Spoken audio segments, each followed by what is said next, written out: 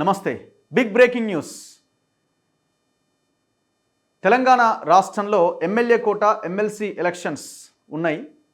119 నియోజకవర్గాల ఎమ్మెల్యేలు, వివిధ పార్టీల ఎమ్మెల్యేలు, ఒక 20 మంది ఎమ్మెల్యేల మద్దతుతో ఒక ఎమ్మెల్సీ ఎన్నిక కాబోతున్నారు.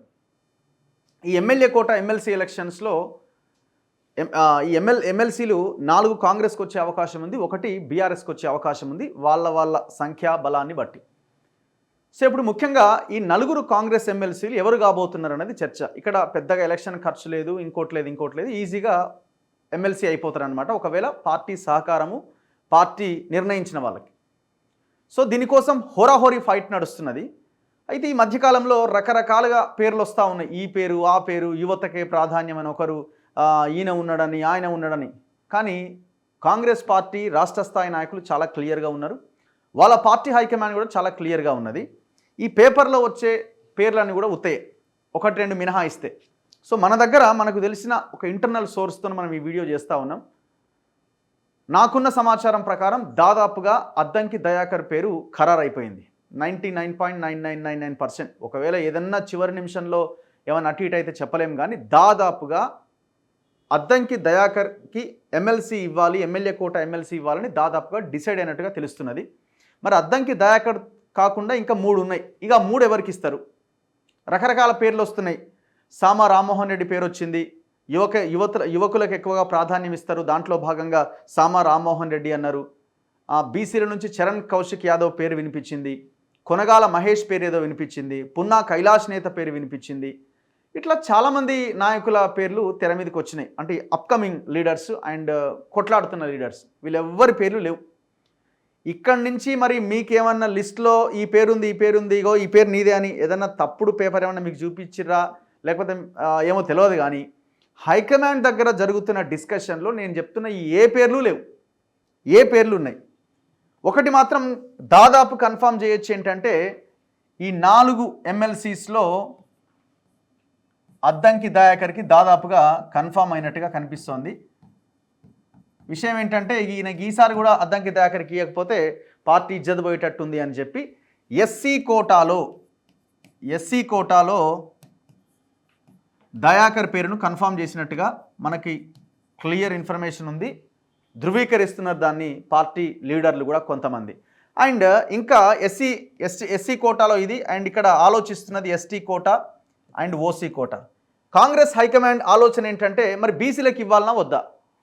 42% బీసీలకు రిజర్వేషన్ ఇంప్లిమెంట్ చేయడానికి మేము రెడీ అవుతూ ఉన్నాం. అండ్ దాంతోపాటుగా ఎమ్మెల్సీ మొన్నటి ఎమ్మెల్సీ పదవుల విషయంలో మహేష్ కుమార్ గౌడ్కి ఒక ఎమ్మెల్సీ ఇచ్చినాం, బీసీన ఆయనని పీసీసీ ప్రెసిడెంట్ చేసినాం. అండ్ దాంతోపాటుగా ఇదే బీసీ నుంచి రాజ్యసభ మెంబర్గా అనిల్ యాదవ్ అంజన్ కుమార్ యాదవ్ కొడుక్కి మేము రాజ్యసభకి ఆయనని పంపించడం జరిగింది. సో ఇట్లా బీసీలకు మేము న్యాయం చేసినాం. అండ్ కాబట్టి ఇక్కడ బీసీలకి ఇచ్చే అవకాశాలు లేకపోవచ్చు అన్న ఒక చర్చ కూడా జరుగుతున్నది. మరి ఇప్పుడు 42% రిజర్వేషన్ని అమలు చేస్తామని అంటేనే ఆ 42% రిజర్వేషన్ ఈ కోటాలో కూడా ఉండాలి కదా. ఇప్పుడు పోయినసారి ఎమ్మెల్సీ ఇచ్చినామని చెప్పి ఈసారి ఇవ్వకపోతే ఎట్లా? పోనీ మీరేమైనా ఇచ్చిన కార్పొరేషన్ పదవుల్లోనో మంత్రి పదవుల్లోనో ఏమైనా బీసీలకు అవకాశం దక్కింది? అక్కడ అవకాశం దక్కలే కదా. మరి మంత్రి పదవులకు వచ్చినప్పుడు బీసీలకు ఎందుకు అవకాశం దక్కలే? కార్పొరేషన్ పదవులకు వచ్చినప్పుడు మెజారిటీ బీసీలకు ఎందుకు అవకాశం దక్కలే? ఉన్న 4 పదవుల్లో కోసి ఖచ్చితంగా ఇవ్వాలి అన్న డిస్కషన్ ఎందుకు చేస్తున్నారు? హైకమాండ్ కూడా ఈ డిస్కషన్ చేస్తున్నది. సరే, ఇది ఒక్కసారి మనం పక్కన పెడితే ఎస్టీ నుంచి ప్రతిపాదించిన లీడర్లు ఎవరు, ఓసీ నుంచి ఎవరు, బీసీ నుంచి ఎవరు అన్న ఒకటి చూద్దాం. వేరే స్లైడ్ తీసుకుందాం. SC, BC, ST, OC Reddy or కమ్మార్ సంథింగ్ అన్ని కలిసే ఉంటాయి. సో ఇందులో ఎస్సీ నుంచి ఎవరెవరి పేరు అంటే, ఒకటి దయాకర్ పేరు ప్రధానంగా ఉన్నది, ఆల్మోస్ట్ డిసైడ్ అయినట్టుగా కనబడుతున్నది. నెక్స్ట్ ఆలంపూర్ నుంచి పోటీ చేసి ఓడిపోయిన సంపత్ కుమార్ పేరు తెర మీదకి వచ్చింది. అండ్ సంపత్ కుమార్తో పాటుగా దొమ్మాటి సాంబయ్య పేరు కూడా వీళ్ళు ప్రతిపాదించి పంపించడం జరిగింది. ఈ ముగ్గురి కి ఎవరికి ఇవ్వాలన్నది ఎస్సీ కోటా నుంచి డిస్కషన్ చాలా బలంగా జరిగింది. సో దయాకర్కి అన్ని అవకాశాలు ఉన్నాయి. గతంలో ఆయనకు అన్యాయం జరిగింది. ముఖ్యమంత్రి కూడా ఖచ్చితంగా ఈసారి వస్తుందని చెప్పిండు. సగం సీటు ఆయనదే అని రకరకాల ఏవో మాట్లాడారు. ఇంకా ఆయనకి ఇవ్వకపోతే తెలంగాణ సమాజంలో వ్యతిరేకత వచ్చే అవకాశం ఉందని చెప్పి దయాకర్కి డిసైడ్ చేశారు. అండ్ దట్టు ఈ ఇద్దరితో కంపేర్ చేస్తే సంపత్ కుమార్ ఆల్రెడీ ఆయన ఆలంపూర్ ఎమ్మెల్యేగా పోటీ చేసి ఓడిపోయిండు. సో ఇక్కడ ఆయన టికెట్ ఇస్తే ఓడిపోయిన ఇది ఉన్నది కాబట్టి దయాకర్కి ఎస్సీ కోటాలో దాదాపుగా ఎమ్మెల్సీ ఖరారైనట్టు కనిపిస్తున్నది. ఇక బీసీ కోటాలో ఎవరెవరు ఉన్నారు? చరణ్ కౌశిక్ యాదవ్ కానీ, కొనగాల మహేష్ కానీ, పున్న కైలాష్ నేత కానీ వీళ్ళెవ్వరి పేర్లు వీళ్ళు పంపలే. ఈడ డిస్కషన్లో పేపర్ల దగ్గరనే ఆగిపోయినాయి వీళ్ళ పేర్లు. సో బీసీ కోటాలో ఎవరెవరు ఉన్నారంటే సునీతారావు పేరు ఫస్ట్ ఉన్నది. ఈమె ఎవరు? మహిళా కాంగ్రెస్ అధ్యక్షురాలు. అండ్ ఈరవత్రి అనిల్, ఈయన మైనింగ్ కార్పొరేషన్ ఇప్పుడు ఇది ఉంది కదా, పోస్ట్ ఉంది కదా, బీసీ సామాజిక వర్గం. అనిల్ గారి పేరు రెండో పేరు కింద ఉన్నది. అండ్ మూడో పేరు కింద ఎగ్గె మల్లేశం పేరున్నది.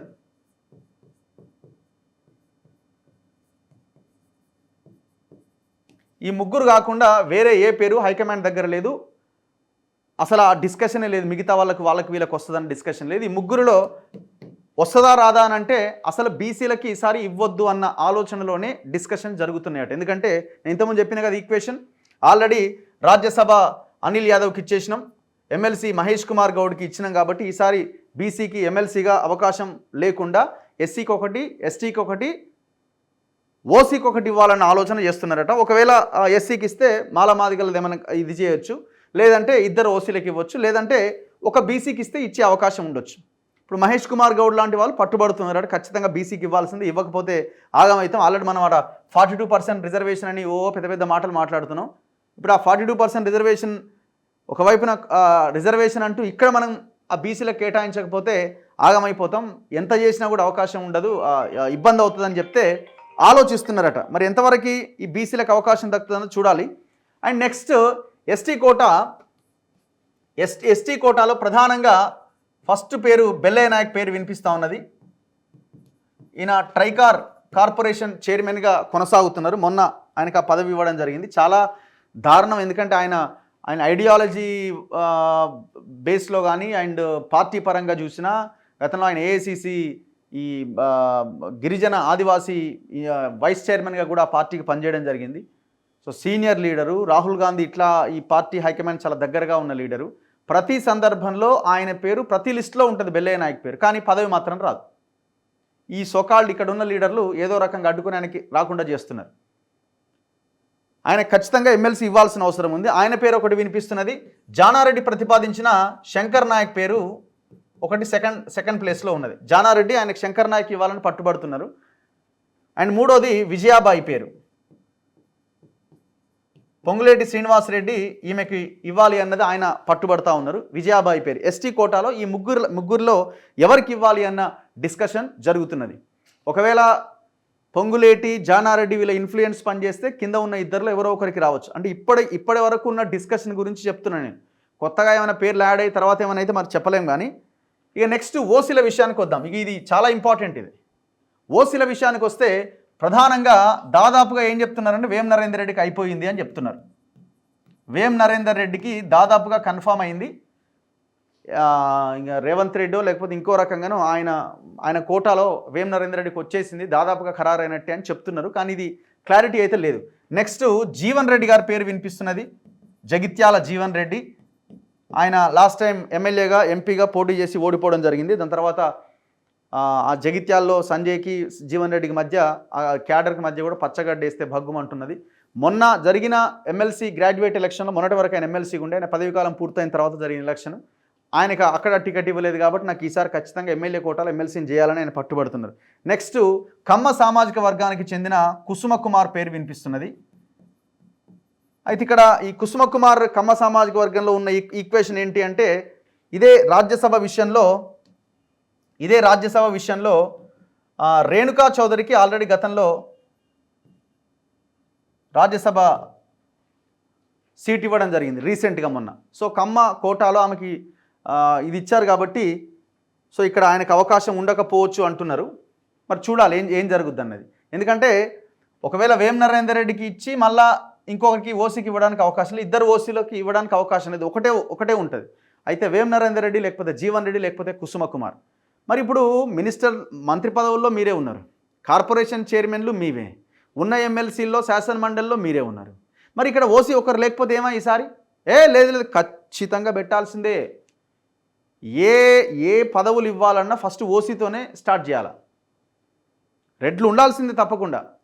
ఇప్పుడు వేం నరేందర్ రెడ్డి ముఖ్యమంత్రి తర్వాత షాడో సీఎంగా ఆయన ఉన్నాడు. సరే ఆయన పని చేస్తుండా చేస్తలేడా ఎట్లా పని చేస్తుండ పక్కన పెడితే, ఎవరు గెలవాలన్నా ముఖ్యమంత్రిని ఫస్ట్ వేం నరేందర్ రెడ్డిని ప్రసన్నం చేసుకోవాలి. మరి అంత పెద్ద పోస్ట్లో ఉన్న ఆయనకి మళ్ళీ ఎమ్మెల్సీ ఎందుకు? అంటే ఎమ్మెల్సీ ఇచ్చి మళ్ళీ హోమ్ మినిస్టర్ ఇంకోటి ఏమైనా ఇద్దామనా? దేనికి? అదేదో పార్టీ కోసం కష్టపడ్డ వాళ్ళకి ఇవ్వచ్చు కదా.